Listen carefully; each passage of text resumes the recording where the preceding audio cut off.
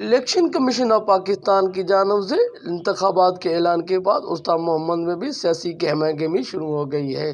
اس سلسلے میں سعادت قومی اتحاد پاکستان کے مرکزی چیئرمین سید ذوالفقار علی شاہ نے بھی انتخابات لڑنے کا اعلان کر دیا۔ ان کا کہنا تھا کہ سابق منتخب نمائندوں نے استاد محمد اور گندہ خان کو بری طرح تباہ کیا، جس کی وجہ سے یہاں کا عوام کا کوئی بھی پرسہ حال نہیں۔ ہر علاقہ کھنڈرات کا منظر پیش کر انشاءاللہ الیکشن میں جیت کر عوام کی خدمت کروں گا۔ مزید اس حوالے سے انہوں نے وش نیوز سے بات چیت کرتے ہوئے کہا، الحمدللہ ہماری اچھی تیاری ہے، غریب عوام ہمارے ساتھ ہے، اور ہم سعادت قومی اتحاد کی جانب سے اور اپنے دوستوں کی جانب سے، عاشقان رسول کی جانب سے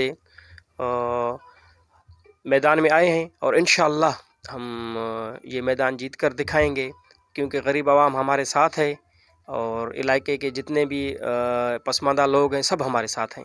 ہمارا سیاست میں الیکشن میں 2024 کے اعلان کرنے کا مقصد یہ ہے کہ ہمارے علاقے میں کوئی کام نہیں ہوا اور عوام بدحالی کا شکار ہے، غریب پریشان ہیں، گزشتہ سیلاب سے انہوں نے کچھ بھی عوام کو نہیں دیا ہے۔ اس وجہ سے جو ہم یہ دیکھ کے معاملات سارے، اس لیے ہم میدان میں آئے ہیں اور انشاءاللہ ہم الیکشن لڑیں گے۔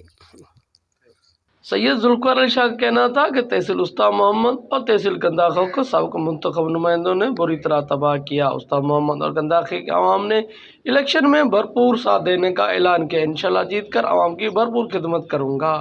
کیمرہ مین ظفر علی کے ساتھ ذاکر حسین، وش نیوز، استاد محمد۔